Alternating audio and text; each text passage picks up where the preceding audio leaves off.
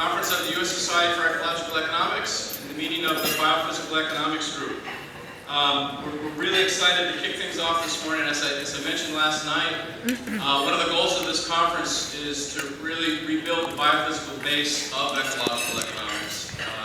Thus the partnership with the Biophysical Economics meeting, and thus the themes for today's plenary this morning and the one again tonight for our conference dinner.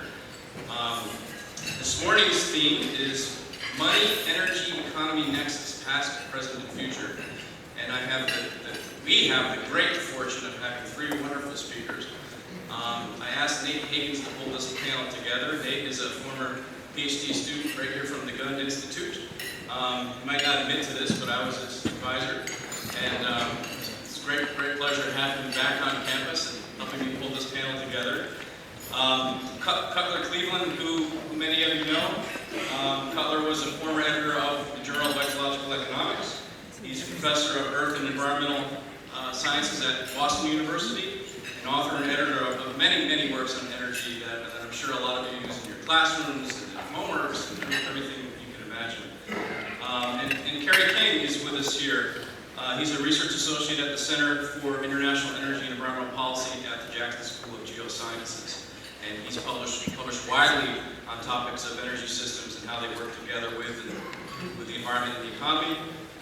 He's on the advisory board of the Association for the Study of Peak Oil and Gas and blogs regularly for environmental research letters. So we've got three very talented folks with us today, and we're going to kick things off with Cutler Cleveland. Thanks to the organizers, John, Brian, the Gund Institute. I know from first-hand experience, painful experience, what it's like to organize a meeting, and we're off to, I think, a pretty good start. So thanks for the support.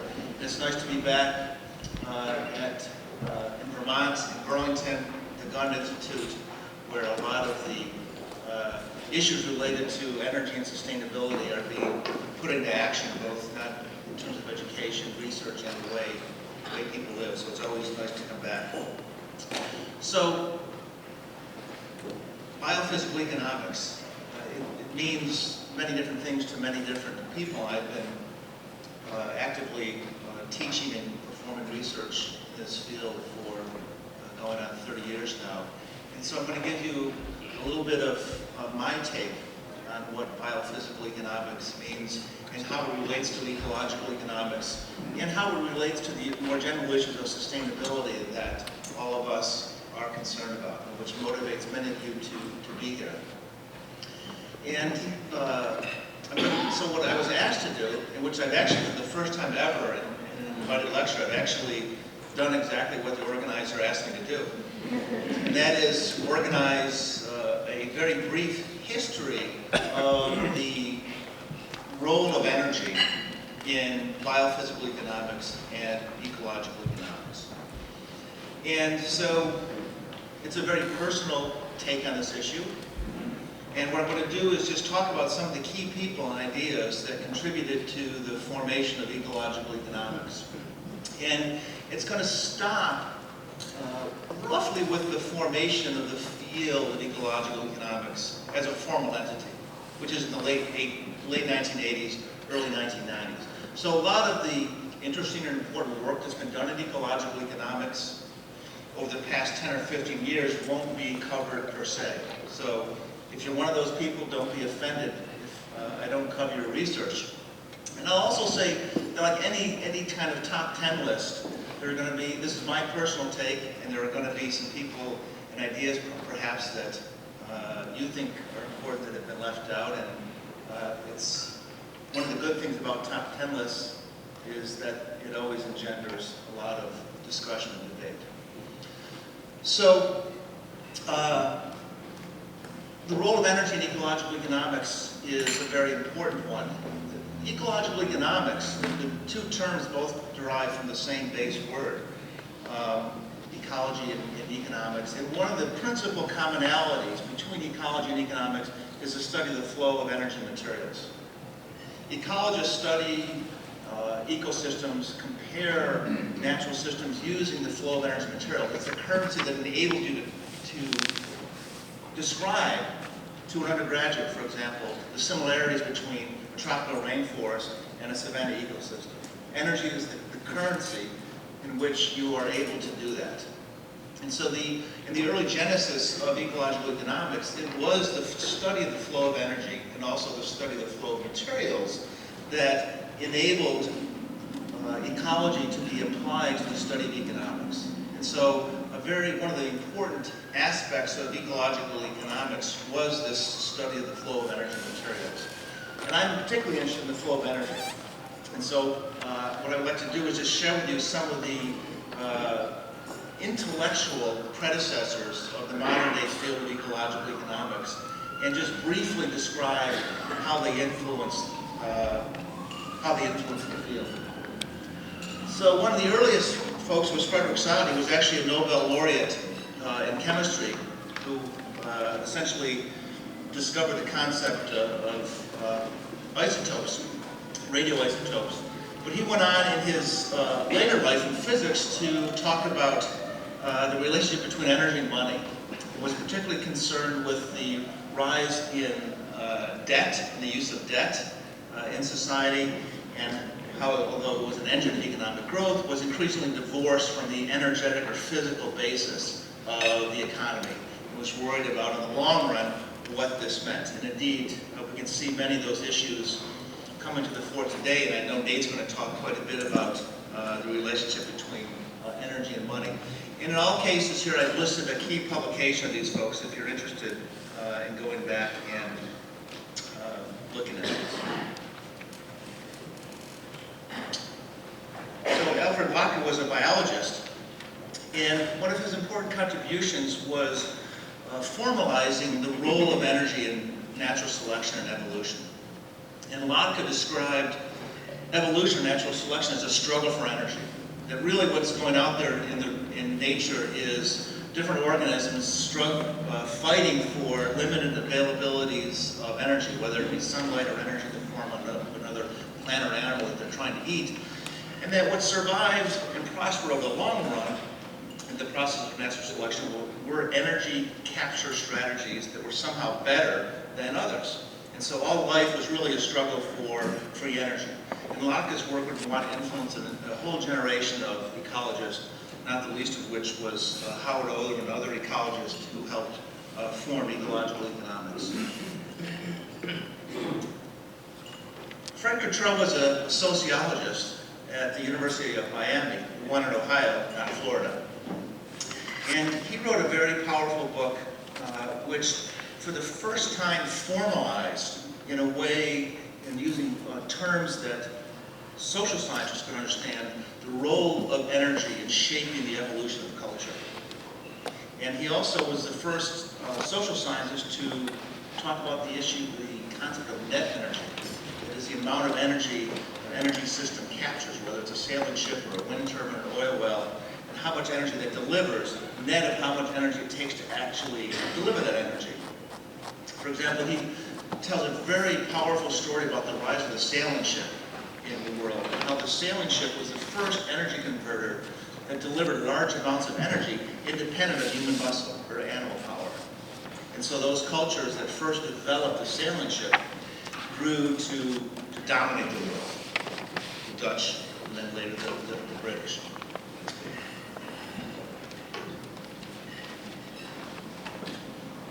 How do you know this guy?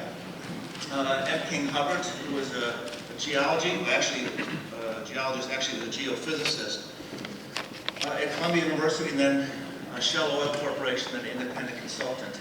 And he was the gentleman who made the famous prediction back in 1956 that oil production in the lower 48 states would peak in the late 1960s, early 1970s, which turned out to be famously correct.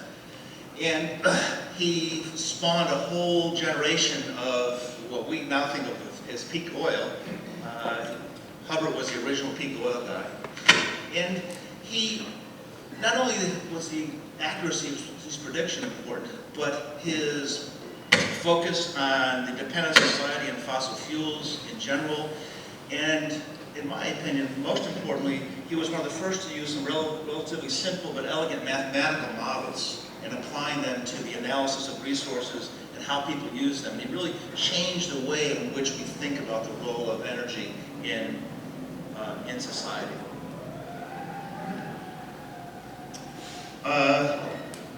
Sam Shure was not really anyone who had directly contributed to ecological economics, but in the area of understanding energy in society, he played a very pivotal role. He was an economist that worked for Resources for the Future, which was an economic think tank in Washington, D.C. And he co-authored a study in 1960, which was the first empirical or quantitative analysis of the role of energy in a nation.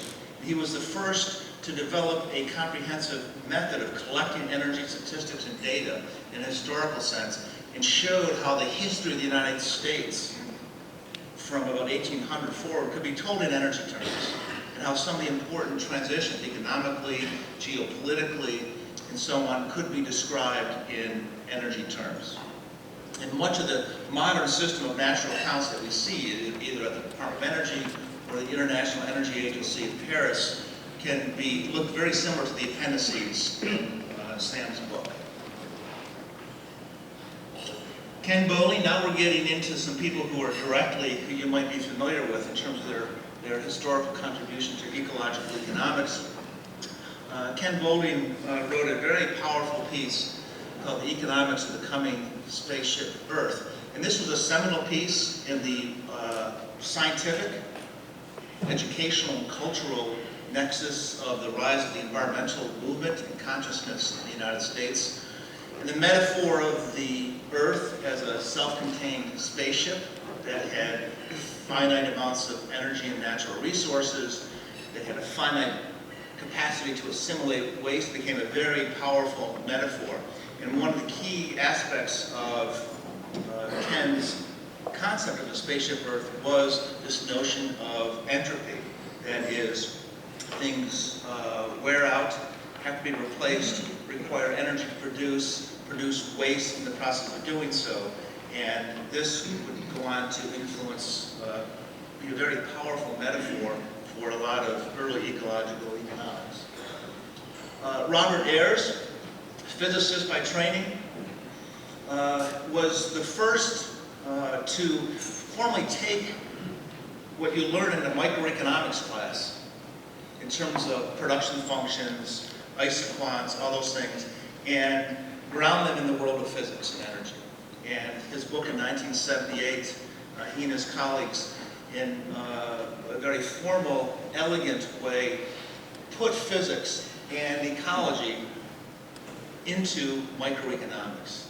And subsequently, he's done a lot of other work on industrial metabolism, the flow of energy, materials, and exergy, and is really one of the kingpins of energy in this field.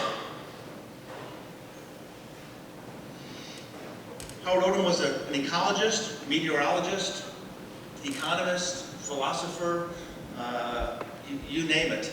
And he took a lot of the early work of Locke and other ecologists, using the flow of energy and the laws of thermodynamics and ecology, and applied them to human systems, and showed how the two were interconnected by these same basic organizing principles. And he developed this notion of maximum power, which showed how a lot of energy decisions in nature and society are determined by the trade-off between the rate at which we use energy and the efficiency with which that energy is converted into useful work. He developed this very elegant system as energy circuit language, a whole new way of graphically describing these relationships, and had a very profound influence on many people in the field. Nicholas Georgescu-Roegen was an economist by training, and the book he wrote in 1971, which I was forced to read as a graduate student, Herman Daly's economics class at LSU back in the early 1980s. And if you've ever seen the book, it is a non-trivial exercise to get through this book, let me tell you. It's about yay thick and has lots of calculus and fancy notation that I had no idea what I was reading, but Herman forced us to read it. And it was it was a transformative educational experience for me. Just having Herman as a teacher was transformative. But reading this, being forced to read this book with a really good educator, chapter by chapter, paragraph by paragraph, really changed my sort of trajectory as a scholar. And what Georgescu did was, again, take economics as it's currently taught and ground it in entropy and the second law of thermodynamics. And he really revealed how conceptually flawed and just flat out wrong a significant part of, well, not a significant part, but key parts of economic theory were in terms of how they describe the role of energy and natural resources in production. And no one did that more powerfully than Georgescu. Herman Daly probably needs no introduction to most of you. What I love about Herman's work is he takes physics and ecology and economics and grounds it in ethics. And he really talks about how sustainable, you can't have sustainability just talking about flows of energy and materials. You also have to talk about people and our values and what's good in the world and what's right and how to treat people. And he's had a profound influence on my career. David Pimentel is notable because of his grounding, taking the food production system and really revealing how utterly dependent our modern food production is on energy, both directly and indirectly in terms of the energy that we use to extract and consume, but also, more importantly, all the energy indirect and all the chemicals and machines and packaging and so on. And his book with his wife in 1979 really was the first to document this empirically in important ways. There was a group at the University of Illinois, and I see Bob, we have one of them here, Bob Harrington over here, who did some seminal work as individually and as a group in the early 1980s. And one of their many contributions was to take input-output analysis, a mathematical technique that had long been applied to economics, and put energy into that analytical technique. And over the span of more than a decade, they produced hundreds of articles, many in the leading journals of the field, which for the first time really at a very detailed level showed us how energy is used in economic systems and how our individual lives rely on energy directly and indirectly. Charlie Hall, who's also here with us today, took some of the work of Daly and Howard Odum and others and brought it to a new level. He applied in new ways the systems perspective that ecologists use and applied it to economic systems and understanding the role that energy plays in economic systems, and also brought to new levels the concept of net energy that Cottrell had talked about and which Odum had used, and applied it in important ways, particularly to fossil fuel systems.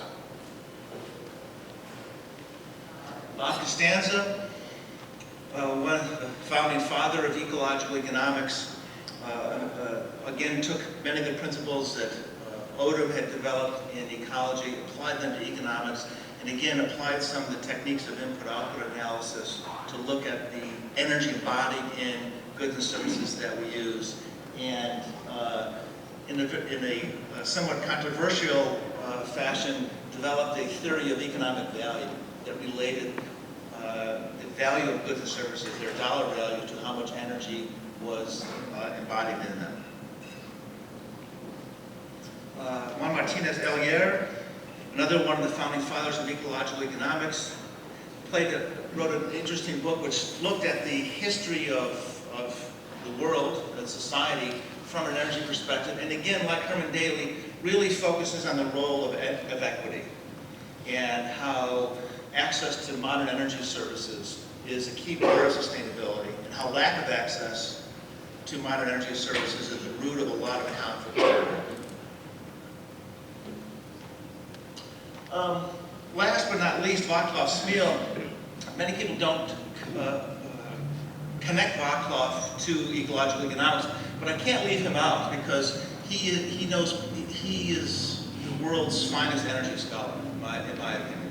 And his body of work connecting humans to the natural world through the lens of energy is unparalleled. If you really want to understand energy, its connection to the environment and people, read Volkov's work because it's quite amazing. So, 2 more slides. So, if I were going to talk to, not this audience, but a more general educated audience about, so what does all this leave us with the role about energy? If I had to deduce a core set of principles about energy and their importance to humans, this is Cutler's take on that. First, of course, is energy can't be created nor destroyed. So any introductory environmental science class begins with laws of thermodynamics and the law of conservation of matter.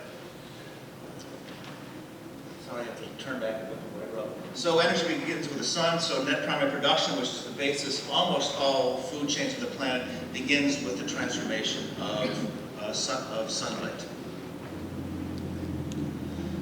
The Earth's energy balance, the climate of the Earth, the fact that the Earth is at a rather warm and toasty 59 degrees Fahrenheit, which makes us different from almost every other planet we know about, makes life itself possible, is determined by this energy balance and the existence of these greenhouse gases. And so that's important to understand. And obviously climate change begins with an understanding of the basic energy balance of the planet. Following the basis of Latka's work, the natural selection, the evolution of life, the change of life on the planet ultimately operates on energy strategies. And I believe that Latka's work, if you really want to understand how natural systems work and understand ecology, you begin by studying the allocation of energy between and among organisms.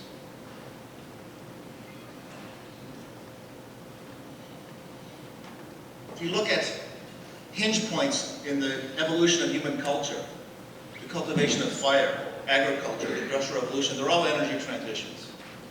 And so when we fundamentally change our energy system, we fundamentally change standards of living, health, welfare, culture, attitudes, ideas, political systems. And so understanding these great swings is pivotally important. And as we look at a post-oil, post-carbon world, we also have to understand and envision how society is going to change as well.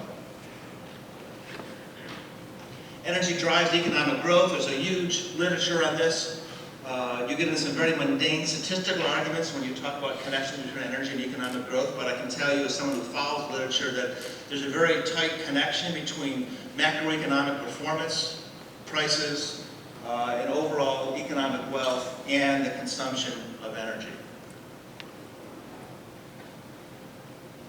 Energy quality varies among sources.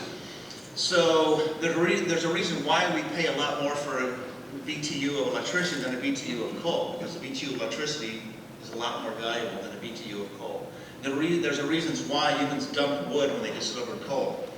There's a reason why we dumped coal when we discovered oil. These energy sources vary dramatically, and so as we think about a world moving past oil, which is the highest quality form of energy that we've developed, we face some fundamental challenges in maintaining society with energy sources that have very different qualities. It's not an insurmountable problem, but it's a significant challenge.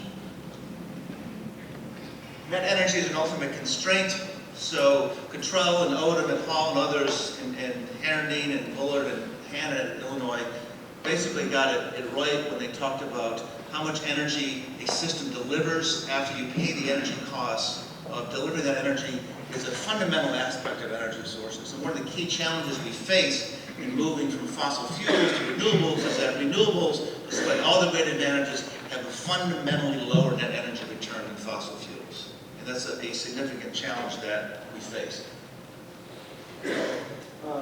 Throughout history, struggle for energy causes violent conflict. Because energy is so vitally important, because of all the first points, it's not surprising that the struggle over energy has caused violent conflict. For centuries, millennia, it was land, because people were the primary energy converters, and the fuel for people came from the land, so control of the land was control of energy. And then later coal, and more recently the struggle for oil in the Middle East is an example of that. And then finally, energy causes widespread environmental degradation. At both local levels in the form of local air pollution, regional levels, acid rain, oil spills, and global levels of climate change. So those are my takeaway points from my being a student of energy and ecological economics. And finally, my last slide. So what's happened recently? And the answer is I don't know exactly. But what I did was go back to the journal, Ecological Economics, and I just did a little search, and I said, find me every article that's been published since 2000 that has energy in the title, abstract, or keywords. And you get 394 of those since 2000. And then I did a admittedly qualitative assessment of the areas in which they fell. And so these are some of the issues today in ecological economics that scholars are publishing in the field. And you can see that there are some similarities to some of our roots, energy, the role of thermodynamics in production functions, some new ones, such as the human appropriation of net primary production, HANPP, which is a new technique, but consistent with the connection between ecology and economics. And so this really begs a deeper analysis, and I'm sure I'll try to get a student working on this fall when I go back to school.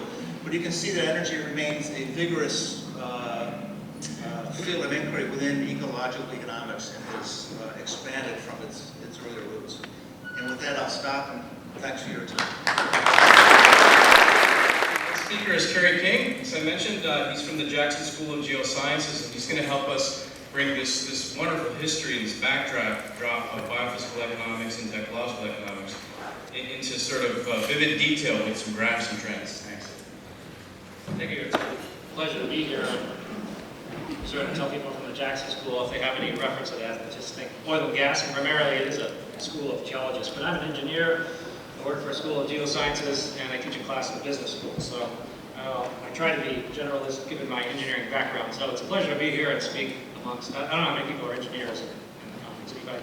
All right, so we have not the only one. Good. We have almost a half a dozen or so. So what I'm going to do here is kind of show some graphs, give my thoughts on them, but perhaps other people in the room will have their thoughts on them, of some trends, and the way I try to understand what's going on in energy and read all these articles that Cutler talked about and some of this background information is try to make sense of these trends and try to say, where are we today? How different is it than where we were in the past?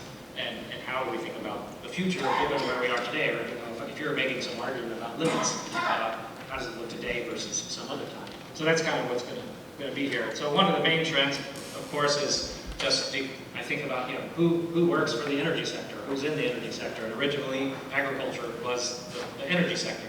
And industrial economies, the percentage of the workforce in quote-unquote energy sectors has been declining, and fossil fuels have basically enabled this, right? They substituted for human and animate physical work on the land, and fossil fuels and the machinery that operates using the fossil fuels has helped enable this transition. So this has been going on effectively since the Industrial Revolution, and so this is a trend to look at, not only for the U.S., but for the entire world, and say, can this trend continue and economic growth continue at the same time is a question you can sort of ask yourself and look at this trend. Another trend that's similar that I looked at, this is kind of my favorite graph at the moment, is looking at this is just statistics from the Bureau of Economic Analysis on the percentage of personal consumption expenditures used on food and energy. The bottom line is how much Americans spend on energy.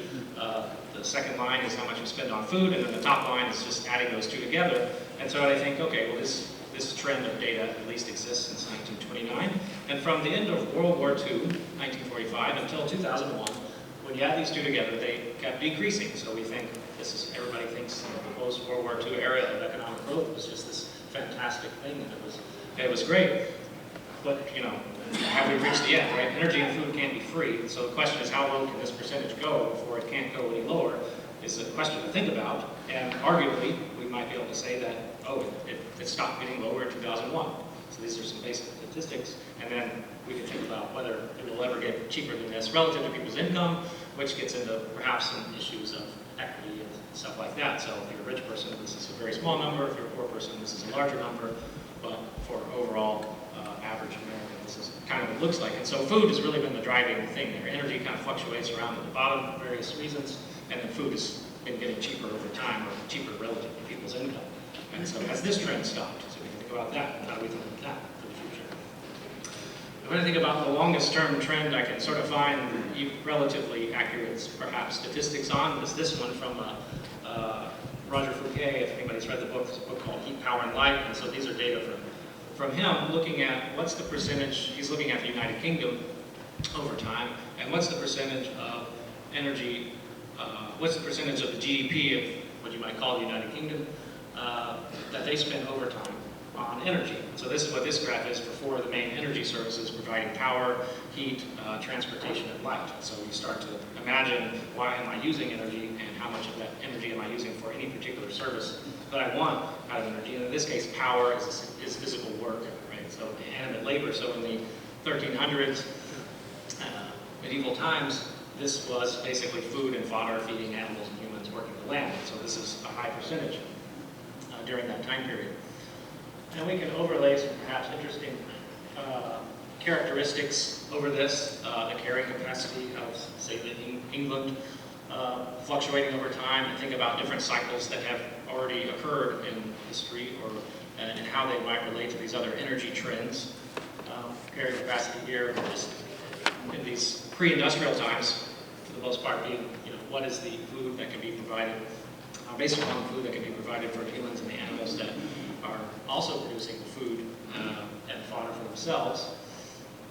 And so this kind of fluctuated over time, and there's a book, I can thank Gail for forwarding this book, from Turchin and Nefedov, looking at this, called Secular Cycles. So they kind of label these different time periods as going through a demographic cycle, right? There's a medieval English demographic cycle, then there's the early modern England demographic cycle, and then we're kind of in modern England today, or modern world, if you will, today. And if various people in this audience are familiar with efforts to try to calculate what's our footprint today, and whatever you calculate, it's greater than 100% to some degree. And so if we look at the ecological footprint, or perhaps some other footprint of England today, will be in the range of 2.5 to 3 rows. So this basically is enabled by fossil fuels, right? And if we look at the right side of the graph, this percentage of UK GDP spent on energy sort of declined from this maybe semi-stasis quantity of 15 to 20%, slightly declining over time for 300 to 400 years, until 1900, when it started precipitously declining since then. So this is a similar trend to what I showed for the US, in the sense that, how low can this percentage go? What's the limit there? And how do we understand that in terms of biophysical economics and flows of material and energy? How little of GDP can be, or whatever your measure of wealth is, be allocated to producing energy. So this is a macro view of the net energy concept. So how do we use this kind of information to think about what's possible for going forward, or how do we think about that? So here's a much shorter time series of information, and this is not necessarily thought of by biophysical economists, but it's the same sort of idea, and a neoclassical economists might look at this as well. But, so Cutler mentioned petroleum being the highest quality resource. So if we look at how much of the GDP is spent on petroleum, at least in the United States, there seems to somehow magically be this 4% or 4-point-something% threshold, at which if we spend more than that on petroleum, this tends to indicate recession, or a high likelihood of going into recession. And if we spend less than that, then things seem to be great, and we move along. And there's not that many data points to really support this, but if you think about energy as a constraint on the economy, perhaps there fundamentally aren't any data points since the fossil fuel era with any fidelity. So this is an idea, and I think there could be some fundamental work here to sort of understand this kind of range here. Why does this range exist? What is the structure of societies or economies that sort of set up what this number is? What is it about transportation, or the use of petroleum in transportation, that makes this sort of percentage a relevant number? So, empirically you can look at it and go, oh, I see this, and people think about this in terms of planning for investments, but how did this number actually come to be? How do we really understand that from a more theoretical standpoint? It's a good question. And so we can think this in terms of some biophysical metrics. So this is a paper from a couple years ago that I worked with Charlie on.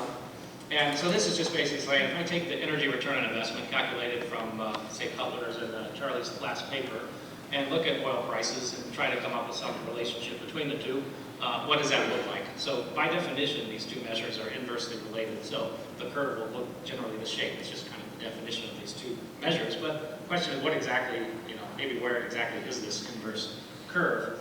And so we can see that, historical oil and gas have a relatively high ROI, energy return on investment, relates to, 20, 40, maybe $60 a barrel oil. But as we go into these other marginal resources, which now oil sands is a marginal resource, we can see, oh, this is why oil costs this much, right? The energy return is that low, and to be able to actually produce a profit or break even, the oil price actually has to be something over $80 a barrel. And then we can look at resources we're not even producing yet, such as oil sand or oil shale, such as in the Piceance Basin, Colorado and Utah.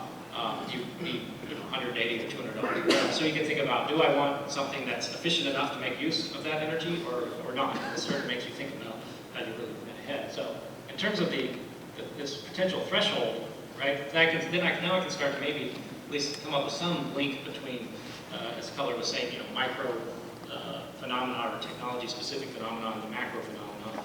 Right? If we consume 18 million barrels a day of oil in the U.S. and it's $80 a barrel, this is maybe 3.6% of the GDP.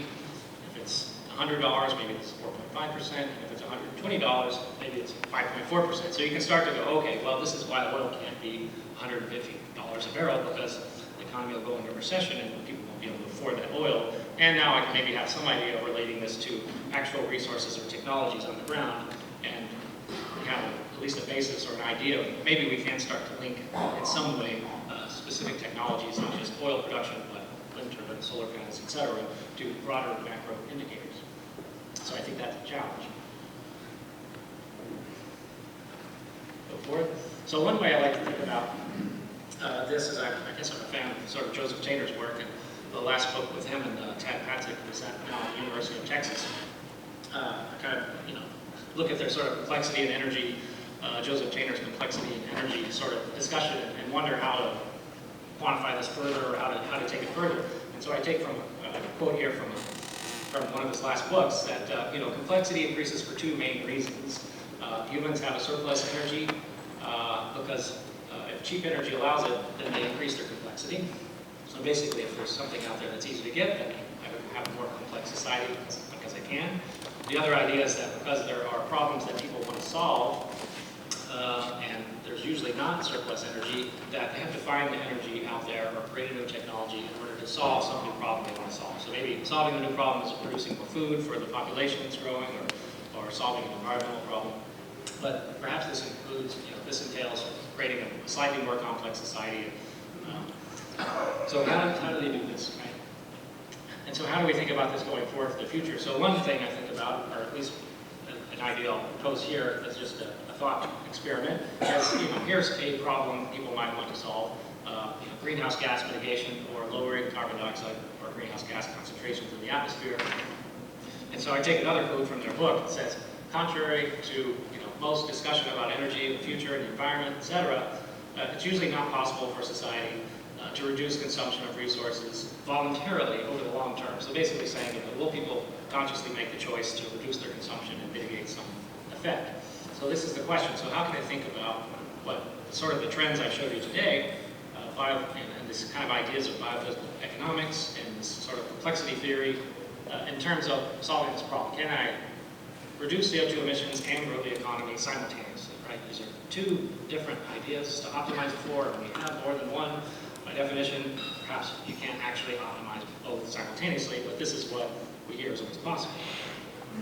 So I'll look at this graph again. So this is the same thing we looked at before, but now I'll add just a modest $50 a ton CO2 price to oil if we internalize that carbon dioxide emissions from oil. And if I just add $50, then basically for this relatively short history of time, we push the oil price into this 4% threshold range, except maybe for the 1990s, this magical time of the 1990s. And so this doesn't mean, of course, that we had been in recession all this time, because people would react to this if this were the case, but it can kind of give you an idea, right? $50 a ton is not a number that terms of solving the climate problem or greenhouse gas emission problem. So you can look at this and think, okay, well, here's the challenge. If we look after the last energy crisis on the right part of this graph, post-2009, if energy is roughly in this area of this threshold of it's almost expensive enough to put us in a recession, but it's not so cheap that we really grow and feel great, anything added on top of that seems to it's just another thing against the economy. So I really have this seemingly trade-off between energy and the economy. If we look at the carbon market and the Europe, this is just a graph from The Economist, which the author was discussing. Well, why is Europe consuming more coal and why is the carbon price so low? They're effectively meeting their targets for greenhouse gas emissions, and the author is confused as to why they might be importing more coal. Well, it's because they never thought that they'd meet the greenhouse gas emission targets by lowering the economic growth rate, but that's effectively what happened. And so then it makes you think, well, is that the most plausible answer to do this instead of simultaneously growing the economy and lowering carbon emissions? Here, the price is going low because they're already lowering emissions from the economic growth. So this would imply that essentially the feedbacks of this threshold and energy cost may be actually playing out. And I'll finish with this slide that Cutler mentioned Robert Ayer's work, and there's some others that I think are really interesting and insightful and exciting to me to read. They're trying to make these connections between micro phenomena and macro phenomena in the economy, and I think that's a challenge for maybe this ecological economics and biophysical economics fields to take that even further. So with that, I'll step down, and thank you again for. Third and final speaker for our opening plenary is Dr. Nate Hagen. Since many of you might have known his work in the oil drum. He's a connect the dots kind of guy, so I'm hoping that this last talk will help sort of connect some of the themes you've heard and reach out to some of the themes that we'll hear about throughout the conference. Nate, before he came to the Gun Institute, was a long-time Wall Street, wreck the world kind of guy, and he sort of found the light and came to us. And, he's also been able to sort of connect the dots between some really interesting insights around finance, money, and the topic of this morning, energy. Nate. Good morning. I am going to kind of give an overview of how energy and money and debt and fit together with the human economy. And I'm going to have to speak fast so we can get to question and answer. So these are the three main points. Energy underpins everything. We've gone as a human society towards a debt credit-based model to keep the spigot open wider and longer. And the primary two drivers of growth, which is cheap energy in the form of fossil fuels and available credit, are likely waning, and therefore we're approaching the end of growth, whether we want it or not.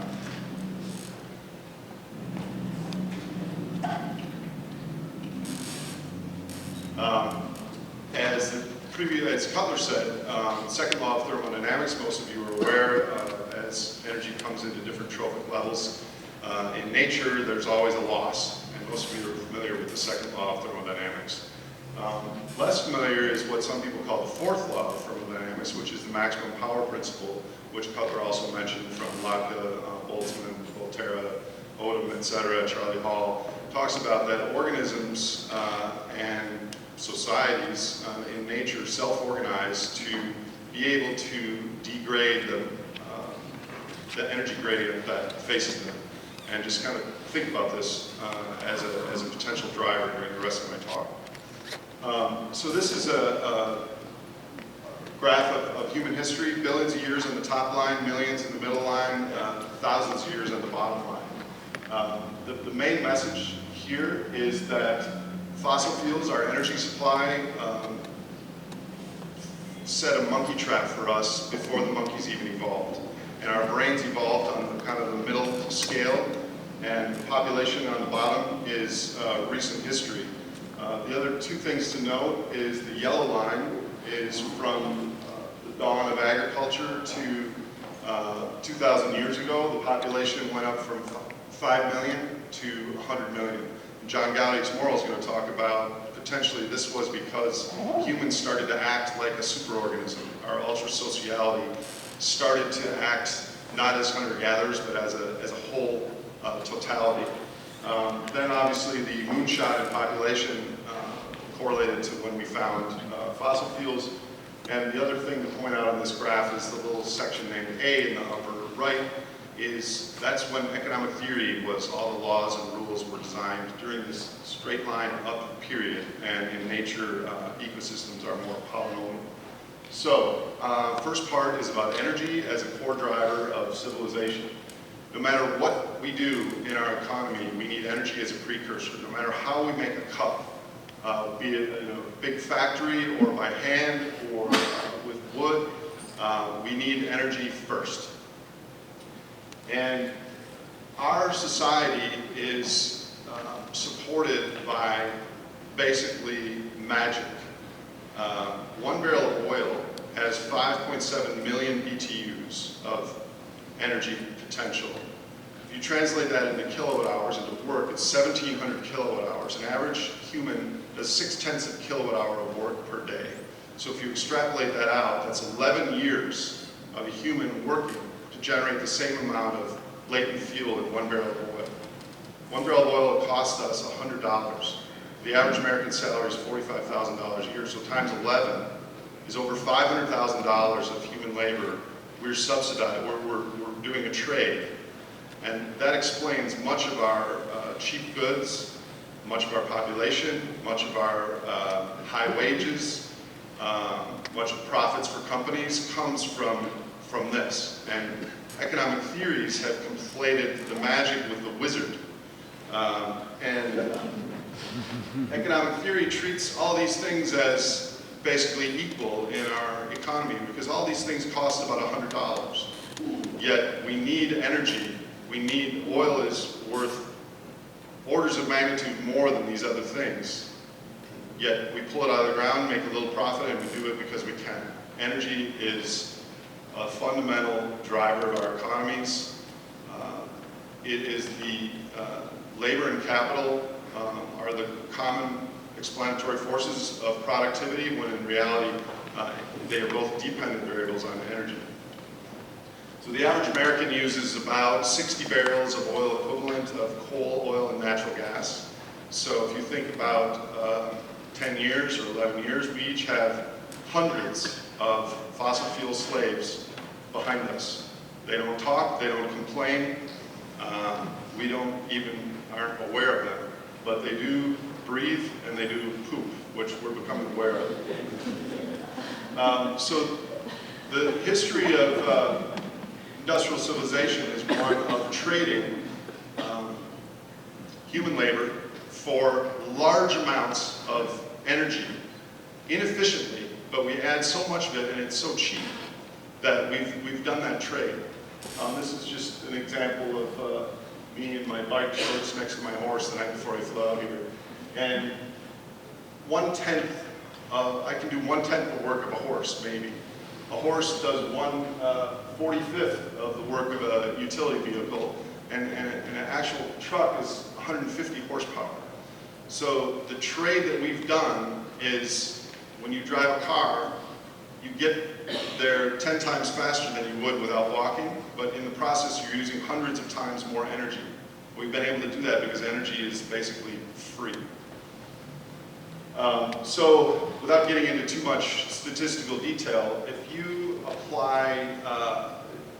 look at energy, primary energy added to the system, the majority of our growth from 1970 to 2010, 74% was adding primary energy to the system. During that time, we were also increasing efficiency, and there were some other drivers. The last 10 years, the relationships has got even tighter. Over 90% of our growth can be explained by adding more energy. Now, energy, as you know, as a biophysical conference, has a biophysical cost. It costs not dollars, but energy and other natural resources to get energy out of the ground. The blue line is what standard economists think about energy. It's another commodity. Over time, just like toasters or refrigerators, we get more efficient, we outsource, things get cheaper. But energy follows a different curve. It follows a bathtub curve, where it has gotten cheaper because of technology, but now it's getting more expensive. Yet economists follow the blue line and the reality is the red line. Now what happens is the more complex a system, the more we have to rely on this trade of fossil magic for human labor. And as the price of energy goes up, you might say, well, a barrel of oil gives us $500,000 of labor substitution, so if oil doubles or triples, it's still giving us a huge amount of benefit. Well, that's true, except for we've built a civilization and a system that requires orders of magnitude more energy than just the human input. So doubling or tripling of fossil fuel prices causes those benefits to recede. So we talk about EROI, and Carrie just mentioned energy as a percentage of GDP. I think that's what we really face here. We talk about peak oil and things like that. It's not ever about running out of oil or even when the maximum year of oil production is. It's how much cheap oil do we have and how does that contribute to our society. Just think about it this way. If EROI goes from 50 to 10, that means all those fossil slaves that are standing behind you that you can't even see just got a 500% salary increase. And that results in some combination of higher prices, less profits, more expensive goods, etc. Alternatively, in order to get the same amount of energy that we had in the past, as EROI declines and we get to the lower grade fuels, we have to produce a lot more gross energy. And I believe you're starting to see that now. This is a graph showing the red bars show OPEC oil production and the black are non-OPEC. And we've gone up slightly in the last 10 years. The yellow line is the break-even cash cost for all the Western major oil companies. There's about 10 of them, Exxon, Shell, Occidental, etc. Although the graph it's not that much different if you include all oil companies other than the state-owned ones. Energy extraction costs have gone up 17% a year for the last 10 years. The yellow shows the break-even cost needed by these oil companies. And it was at $10 in 2000. And the forecast for 2014 and 15 not shown here are $130 a barrel. So forget about what oil is costing us at the pump. It's costing the oil companies a significant amount. And I can get into that in the Q&A. So renewables are the answer. They're just not the answer to business as usual continuing to consume as we are. I think renewables, the price graph on the upper left, are declining in price, or at least they have until now, and fossil fuels are getting more expensive, with the exception of natural gas, which is still more expensive than it was for a lot of the last 30 years. Where they intersect is at a level that above the red line, which is the kind of the threshold of these fossil fuel slaves not being able to contribute to economic growth. We will always need energy, but if it's too costly, we will be consuming energy in a declining economy, which is my belief. Now, to complicate things further, debt has changed the dynamics of how all this plays out. Before I get to debt, remember, as an ecological economist with Costanza and Erickson as my advisors, I learned that money is just a marker for things of real value. Natural capital, the trees and the oil and the rivers. Social capital, which is our relationships and our friends and our family. Built capital, this is my house with some chainsaws and an aloe vera plant. This is me and my dad. We have human capital, we have skills. He's a doctor, I know how to identify mushrooms. Financial capital is just a marker for all these things.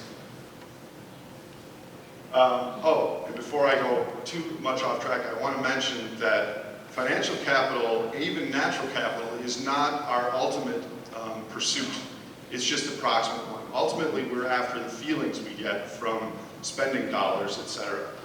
So we're actually after going to get some Haagen-Dazs in the freezer at 11. It gives us a feeling. It's not that we own the freezer or have money in our bank account. We're after the dopamine, serotonin feelings that our ancestors got from being successful. So what is money? Money is a claim on future natural resources, basically. We all have these little digital or green paper chits in our pocket and in our bank accounts. And debt is a claim on future money. Therefore, debt becomes a claim on future energy and resources. So this is probably something not many of you know, because I have an MBA and worked on Wall Street, and I didn't even know this until a few years ago.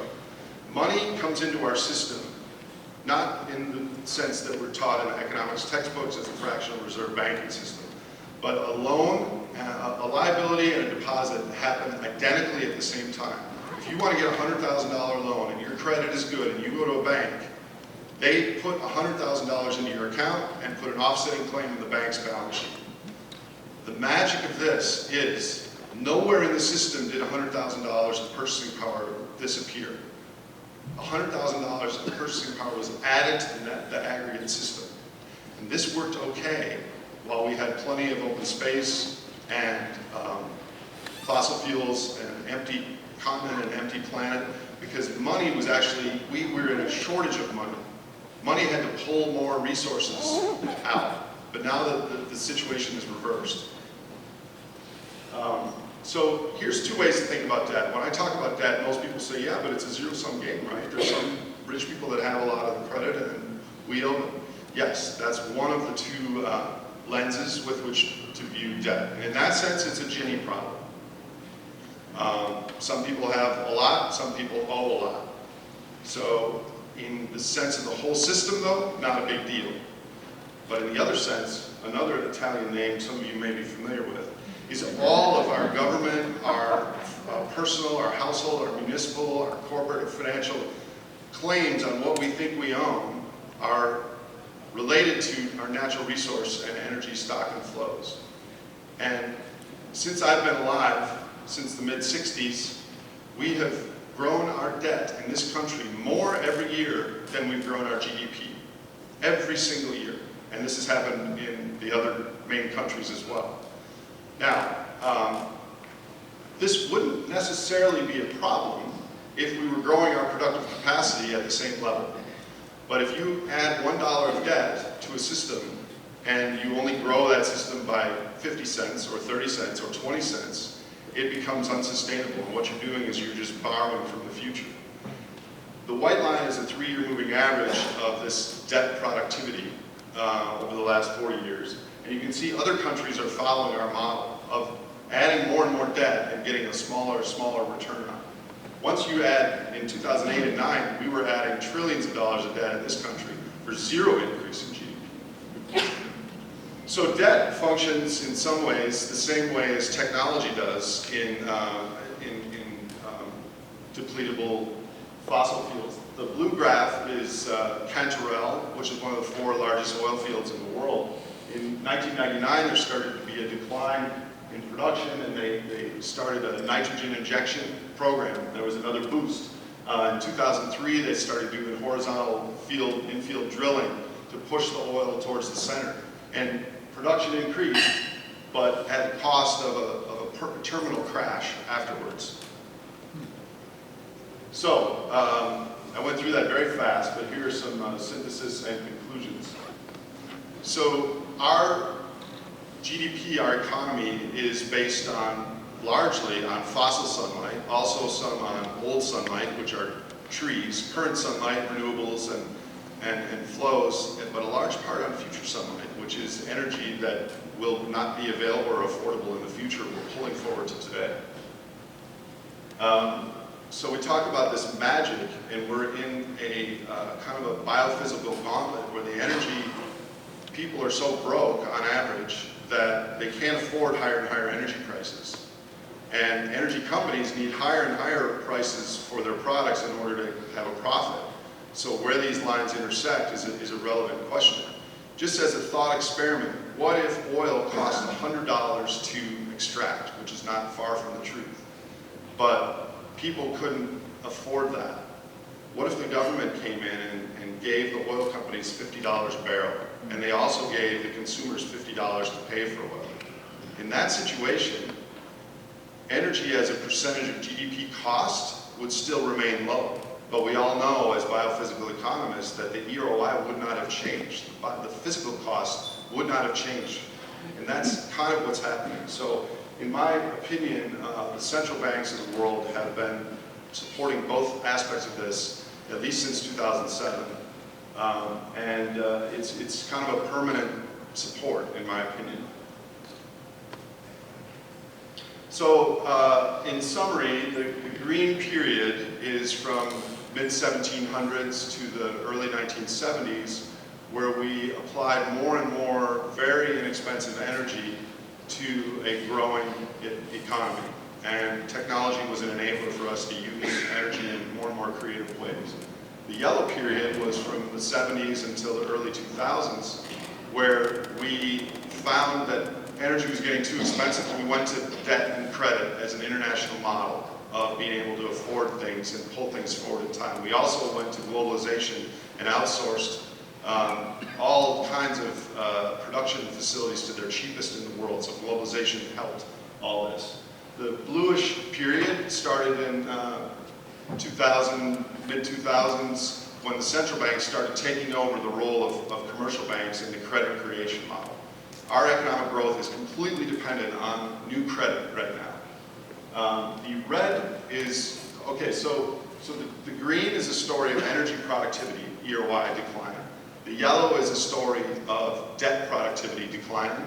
The blue is a story of central bank productivity declining, and what we have next, I think, is rule changes and different measures of GDP, and you can do this and can't do that, and definition changes, and what I term Orwellian productivity. We don't have to stop growth. There could be an incredibly cheap energy resource on the horizon, but I'm not aware of it. And we also, well, let me go to the next slide. John, I got like 3 more minutes. So, right now the average American has the metabolic equivalent of a 30-ton primate. We use 100 times more energy than our endosomatic internal systems require. That's the good news, because when I was a kid, we used 1/3 of the energy per capita as we do today, and I had a great childhood. So there's huge room for negotiation and transition. But if we think about the human society as a superorganism, and I'm looking forward to hearing John Gowdy's talk tomorrow, then we have before us an incredible challenge, which is the maximum power principle versus the precautionary principle. And I think it's very interesting because people in this room understand a lot of these, and all of us are actually acting on both sides of this fight in our behaviors and in our ethical thoughts and trying to make the future better. So in conclusion, I believe that we turn energy and resources into dollars, and then we turn dollars into brain chemicals and plus waste. This, to me, is ecological economics. And if I may be so bold as to say, this is really just economics. And I think those of us in this room are both blessed and cursed to understand this whole picture. I still talk to some of my Wall Street billionaire friends, and all they know about is the dollars. They don't understand that energy is a precursor, they don't understand human behavior or the waste part. So I think I'm looking forward to the next few days of digging deeper into some of these issues.